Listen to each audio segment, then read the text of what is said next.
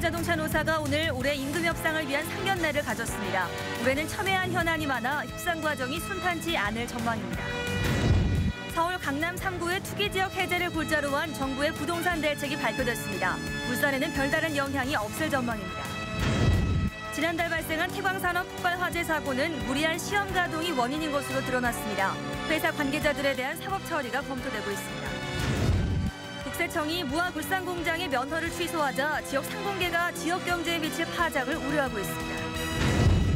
지난달 울산 지역의 인구 증가율이 전국에서 가장 높은 것으로 나타났습니다. 제6회 자동차의 날을 맞아 충돌 시험과 미래자동차 발전 방안 세미나 등 다채로운 행사가 열렸습니다.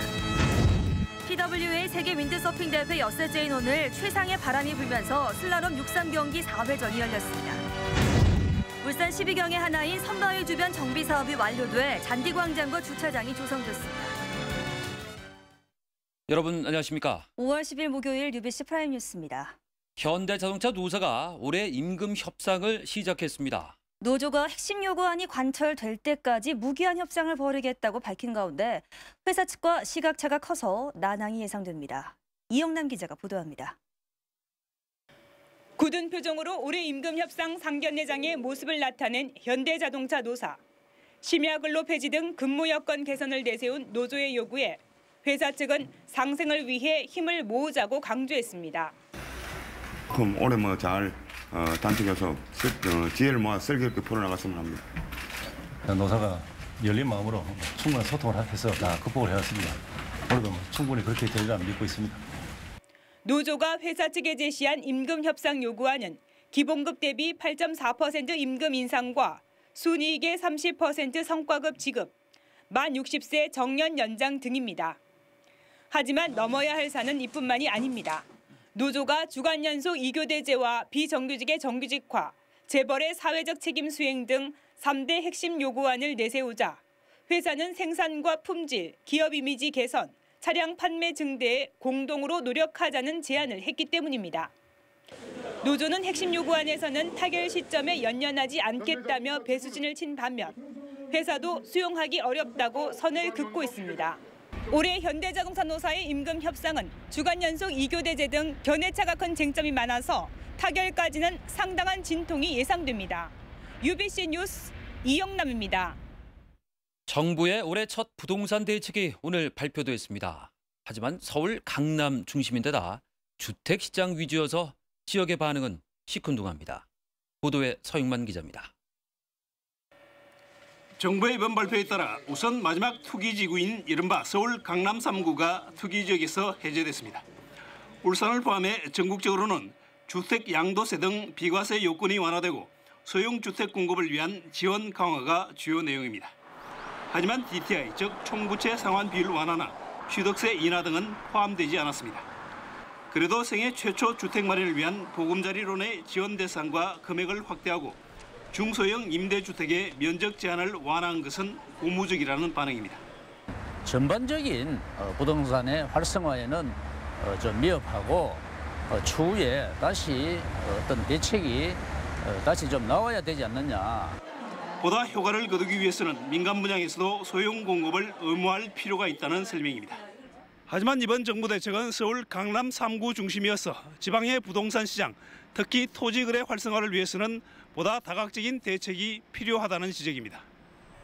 양도세, 중과세 폐지보다는 근본적으로 비사업용과 사업용 구분을 없애 토지 수요를 확대할 필요가 있다는 게 업계의 주장입니다.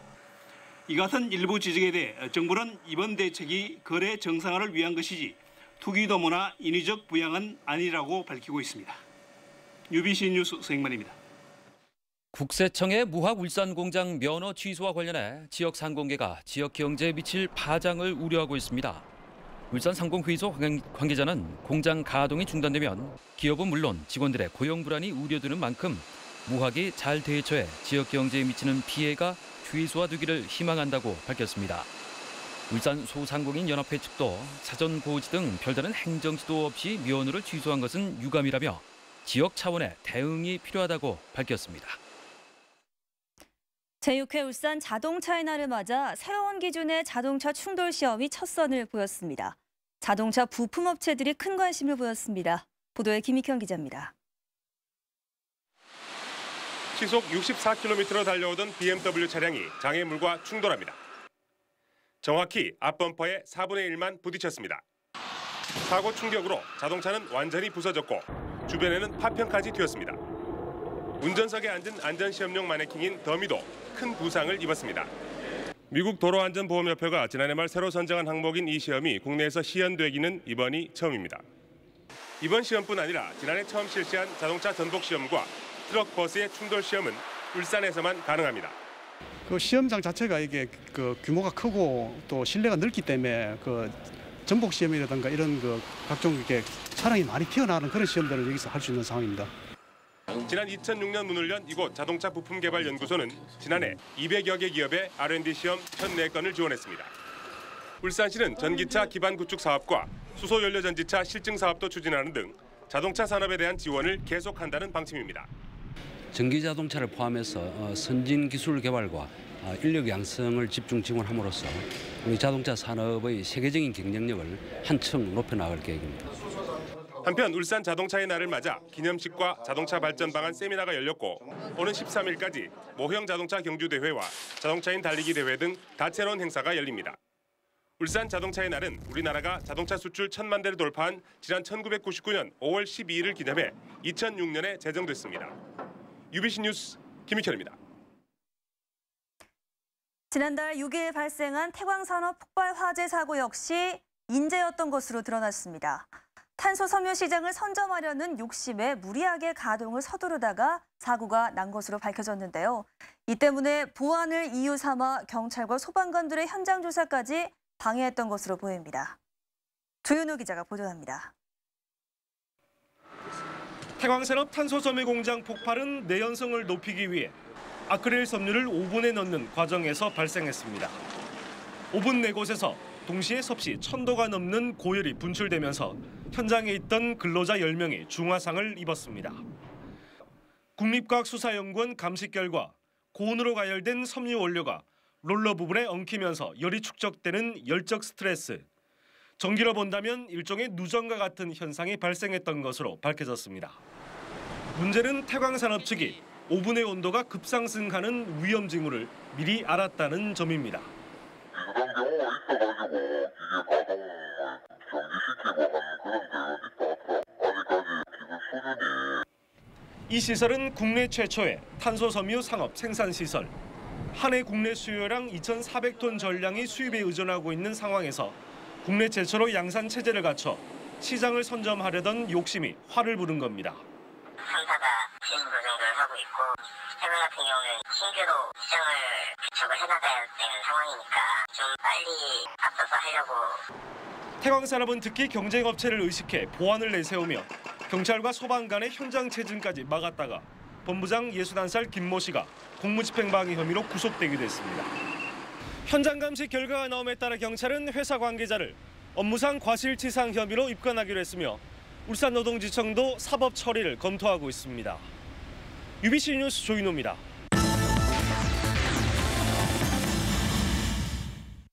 울산의 인구가 꾸준히 증가하고 있는 것으로 나타났습니다. 특히 올 들어 동구와 울주군의 증가세가 눈에 띄는데 일자리 증가 때문인 것으로 분석됩니다. 윤경재 기자가 보도합니다. 동구와 울주군 인구가 급증하고 있습니다.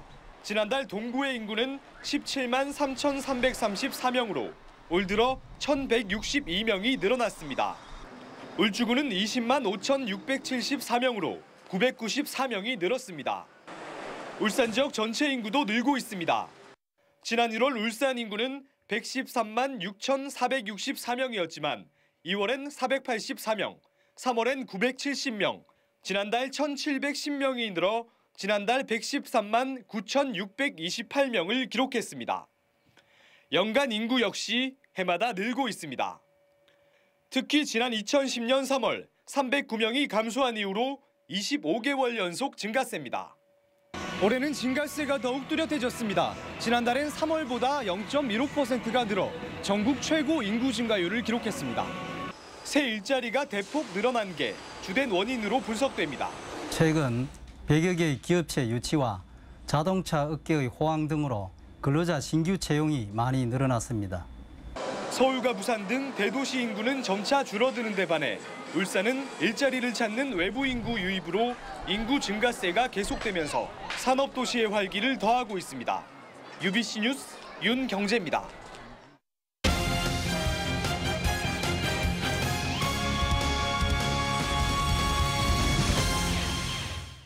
2012 울산 진화 PWA 세계 윈드서핑 대회가 종반으로 치달으면서 선수들 간의 레이스 경쟁이 더욱 치열해지고 있습니다.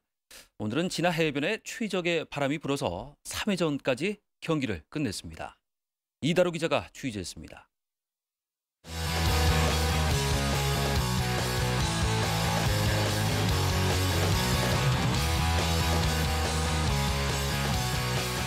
바람을 가로지르며 시속 50km 이상의 속력으로 달리는 톰 랭커들의 질주가 이어집니다. 대회 여세째인 오늘 오전부터 15에서 20노트의 강한 북동풍이 불면서 2회전 결승전과 3, 4회전을 모두 끝냈습니다. 이번 대회 정식 종목인 슬랄럼 63 경기가 이틀밖에 남지 않아 상위권 선수들의 레이스 경쟁이 더욱 치열해지고 있습니다. 현재 남자부는 프랑스 안토인 캐스테리, 여자분은 프랑스의 발레리 아리게테가 각각 선두를 지키고 있습니다. All is possible, you know. Maybe I stay first. I want to stay first, but it's possibility I do maybe less, no? 이번 대회는 영국의 미디어 방송팀에 의해 인터넷으로 전 세계에 실시간 중계됐습니다. 개막 7일째인 내일은 오르케전과 대회 폐막식이 함께 열립니다. 특히 런던 올림픽 국가대표 선발전을 겸한 RSX 경기에 참가하는 대만과 홍콩 등 아시아권과 국내 선수들이 속속 도착할 것으로 보여 치열한 경합이 예상됩니다. UBC 뉴스 이다루입니다. 영남 알프스 하늘억새길이 외국인들의 관광 상품으로 주목받고 있습니다. 울산시는 하늘억새길 개장 이후 처음으로 오늘부터 2박 3일간의 일정으로 일본인 관광객 20여 명이 트레킹을 하고 있다고 밝혔습니다. 이와 함께 일본에서 영남 알프스 트레킹 상품이 속속 개발돼 문의가 늘고 있고 오늘 10월 억새 대축제 때 일본인 MTB 관광을 적극 유치하고 있다고 설명했습니다. 울산 12경의 하나인 선바위 주변 정비 사업이 완료됐습니다. 울산시는 무허가 건축물과 음식점 등이 가로막혀서 조망권이 확보되지 않았던 이 일대에 41만 제곱미터를 매입해서 6,200그루의 나무를 심고 잔디광장과 주차장을 조성했습니다. 울산시는 오는 2020년까지 479억 원을 투입해서 도로와 광장, 편의시설 등을 추가 조성할 계획입니다. 1분기 울산 지역의 산업활동이 전국 광역단체 가운데 가장 활발했던 것으로 조사됐습니다. 통계청에 따르면 1분기 울산의 광공업 생산은 지난해 같은 기간에 비해서 12.6%가 늘어나 전국 최고의 상승률을 보였습니다. 이는 자동차와 기계장비, 화학제품 등 지역의 주력 업종 대부분이 호조를 보인 데 따른 것으로 분석됐습니다. 중부경찰서는 헤어진 여자친구를 흉기로 찌른 21살 김모 씨에 대해서 살인 미수 혐의로 구속영장을 신청했습니다. 김 씨는 어제 낮 12시 40분쯤 헤어진 여자친구 21살 이모 양의 아파트를 찾아가 술을 마시다 이 양의 어머니가 나가라며 112에 신고했다는 이유로 주방에 있던 흉기로 이 양을 수차례 찌른 혐의를 받고 있습니다. 울주경찰서는 오늘 급전이 필요한 영세 상인에게 돈을 빌려준 뒤 높은 이자를 받아온 무등록 대부업자 55살 김모 여인을 붙잡아 조사하고 있습니다. 김 씨는 지난 1월 울주군 범사업에서 술집을 운영하는 42살 박모 여인에게 연이율 212%로 1,100만 원을 빌려준 뒤 이자를 갚지 않자 협박한 혐의를 받고 있습니다. 다음은 간추린 뉴스입니다. 오는 23일 고 노무현 대통령 서거 3주기를 맞아 울산에서도 대규모 추모 행사가 열립니다. 민주통합당과 통합진보당 13개 시민사회단체로 구성된 울산추모위원회는 오늘 시의회에서 기자회견을 갖고 오는 21일과 23일 울산대공원 동문광장에서 시민 분향과 추모 문화제, 추도식을 갖는다고 밝혔습니다. 모레 개막하는 여수엑스포의 자전거 국토순례 홍보단이 오늘 울산시청에 도착해 캠페인을 벌였습니다. 홍보단은 자전거 깃발과 바람개비, 지구본 등을 들고 이번 박람회를 홍보하는 퍼포먼스를 한 뒤 부산으로 출발했습니다. SK 울산 콤플렉스는 오늘 울주군 범사업 4사리에 소외계층을 위한 행복농장을 마련하고 파종 행사를 가졌습니다. 행복농장은 826제곱미터 규모로 SK 사회공헌팀이 개관했으며 지역 복지시설과 함께 농작물을 재배해서 소외계층에 나눠줄 예정입니다. 울주군은 오늘 영남알프스 복합 웰컴센터 설계 용역 착수 보고회를 갖고 전문가 자문과 의견 수렴을 거쳐 오는 10월 설계를 마친 뒤 내년 말까지 준공하기로 했습니다. 복합 웰컴센터는 레저와 문화, 위락 등 3개 주제로 구성되며 전국의 관광객이 찾는 명소로 조성한다는 계획입니다. 울산현대 공격수 김신욱이 공격 포인트 1점당 100만 원을 적립해서 연말에 사회단체에 기부하겠다고 밝혔습니다. 이근호도 울산 지역 5개 구군에 500만 원씩 모두 2,500만 원을 유소년 축구발전기금으로 기부하겠다는 뜻을 구단 측에 밝혔습니다. 남구청은 오늘 개별 공시지가 조사 업무 주민 참여제 이해를 돕기 위해서 주민설명회를 가졌습니다. 주민참여제는 개별 공시지가의 정확한 산정과 신뢰를 높이기 위해서 개별 공시지가를 조사하고 산정할 때 이해관계인이 직접 참여하는 제도입니다. 하루 종일 흐리고 쌀쌀합니다. 성경희 캐스터, 내일 날씨 어떤가요? 네, 차고 습한 동풍의 영향으로 이렇게 궂은 날씨가 이어지고 있습니다. 갑자기 서늘해진 날씨로 당황하신 분들도 많으실 텐데요. 내일도 동풍의 영향으로 오늘만큼이나 잔뜩 흐리고 서늘하겠습니다. 산발적으로 빗방울이 조금 날릴 가능성도 있지만 바깥 활동에는 큰 지장이 없을 것으로 보입니다. 오늘 낮 최고 15.7도로 어제보다 큰 폭으로 내려갔는데요. 내일도 17도에 머물러서 서늘하겠습니다. 체온 유지 잘 하셔야겠습니다. 내일 그 밖에 동해안 지방도 계속해서 흐리겠고요. 강원 영동 지방은 새벽 사이 비가 조금 오겠습니다. 내일은 전국이 오늘보다 더 서늘한 날씨를 보이겠는데요. 낮 최고 서울은 21도, 대구는 18도에 머물겠습니다. 영남 지방도 하루 종일 흐린 하루가 예상됩니다. 아침 최저 11도 안팎, 낮 최고 18도를 밑돌아서 오늘보다 더 차가운 날씨를 보이겠습니다. 내일 낮 동안 우리 지역 모든 해상에 풍랑특보가 내려질 가능성이 높습니다. 항해조업에 유의하셔야겠습니다. 토요일인 모레부터 다시 화창해지겠지만 서늘함은 조금 더 이어지겠습니다. 다음 주 초반에는 또 한 번의 봄비도 예상됩니다. 날씨였습니다.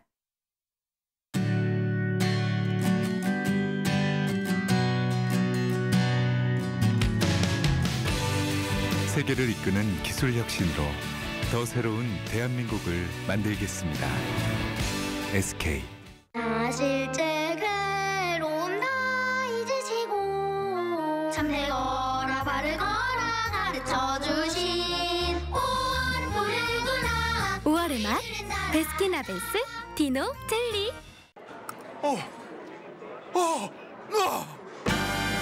요즘 핫 블랙스미스. 누나, 너 또 왔어? 응?